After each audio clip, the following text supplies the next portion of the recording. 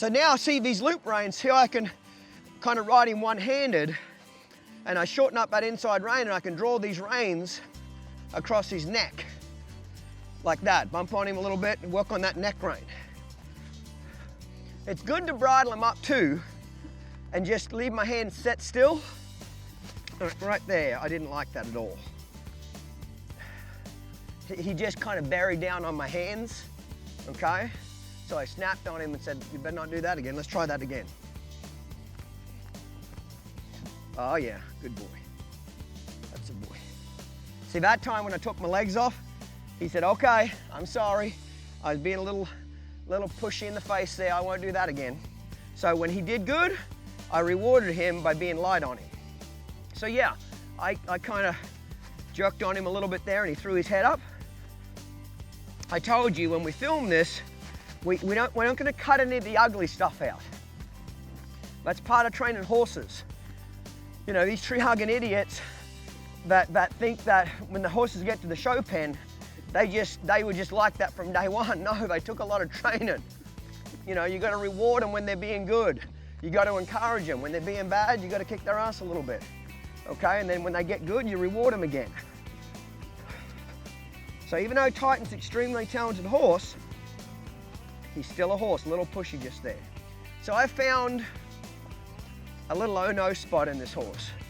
What do I mean, oh no? Oh no, I'm not quite broke there, Clinton. Which is when I bridle him up and I take my legs, oh, I love that.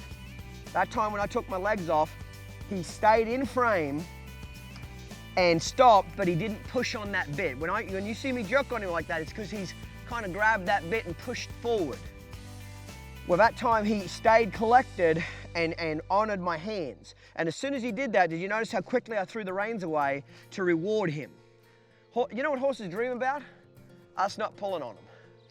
Okay, so I'll teach him, lay the rein, good boy. Lay the rein. So I'll teach him, Titan, if you give to me, I'm gonna give back to you. Now I might pick up again, but I'm always gonna give back to you. He's leaning left, I roll back right. So I literally go all over the arena. I have no set pattern. And this is great for those horses that want to speed up on the straight line, okay? Every time the horse speeds up, it depends. If he speeds up a little bit, I'll just throw in a 90-degree turn. If he speeds up a lot, I'm going to draw him into the ground and back him up and do a roll back. But on those hotter horses, you can't be aggressive when you stop them and back them up and be spurring and jerking on him. You've got to be a little kind to him, because if you're too aggressive, this thing's just going to drag its ass. It's written all over his face. Okay? You know, you even think about stopping and he's in the ground. I'd like to say I taught him to do that, but the reality is it's just in him. That's what his mother did. His mother, Princess and Diamonds, an NRHA Hall of Fame mare. His father, Gunner, is an NRHA Hall of Fame stallion. So it's no surprise that Titan's good. Oh, I love that. I love how his neck's just real flat, big loose rein. So I'm gonna work on a little bit more counter-cantering here. He's not too bad on this right lead. It was that left lead that he was a little stiffer on, wasn't it? Just checked it there.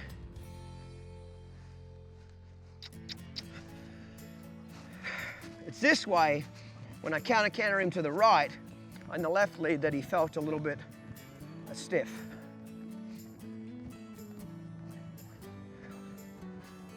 I'll hold that inside hand up and across. I'm gonna stay here in this circle till he gets soft. I'm kicking him with my left leg up by the girth. My right leg's back a little bit, pushing his hip up. When he gets soft to me, I'll reward him. Pick him up again. So I've just started changing leads on Titan in about the last month, okay? So he's still pretty green. So I'd like to get a lead change each way before I stop him. I'm counter-cantering him here. I got my right leg on. my left leg's off, bridle him up here, right leg's off, right leg's on, left leg's off. Little greenness right there, he changed, but he kind of stopped a little bit on me. So I'm gonna drive him forward. Now just relax. And then I always drop him down and trot 3 circles, just let him relax. I'm not gonna go into a lot of detail on leads and lead changes. We just came out with a new DVD on leads and lead changes that goes into a lot of detail how I get my horses changing leads. So I'd highly, if it's a subject you're interested more in, it's kind of specialized. So I'd highly recommend you get that. Leads and lead changes series, good boy. By dropping them down to a trot and trotting those 3 circles, it just relaxes them and gets them to associate a lead change with relax and get soft.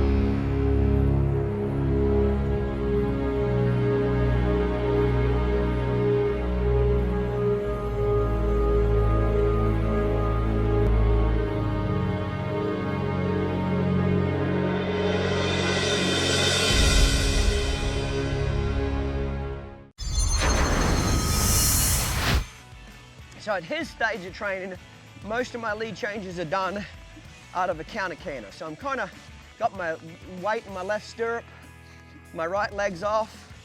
I'm kind of sitting on my left butt cheek here, okay? 1, 2, 3, 4. Okay, that wasn't very good. Let's fix that. He was just kind of tardy. He was just kind of tardy on my leg. And just a little studdy there, just kind of bowed up against me.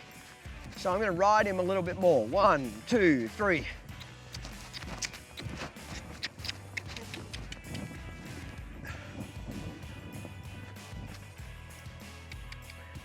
And right there, how he kind of kicked at my leg.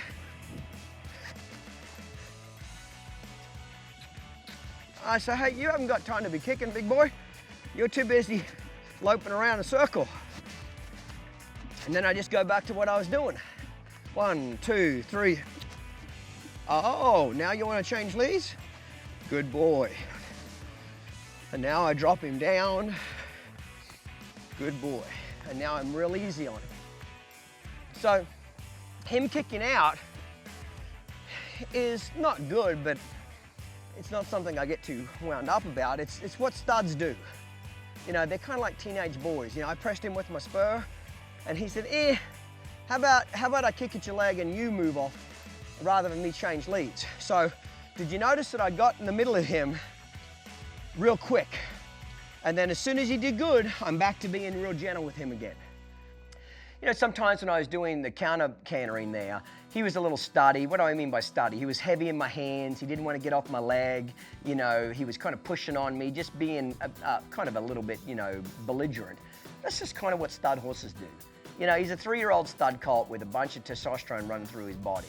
So you got to go through some of that ugly stuff to get to the good stuff.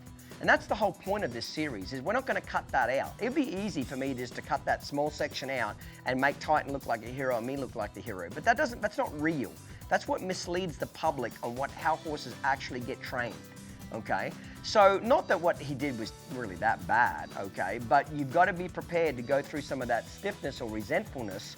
And then when he comes in with a good attitude, I reward him for that. And after a while, you know, they don't act like that anymore. But all studs, from time to time, will test the limits. Stud horses are like teenage boys.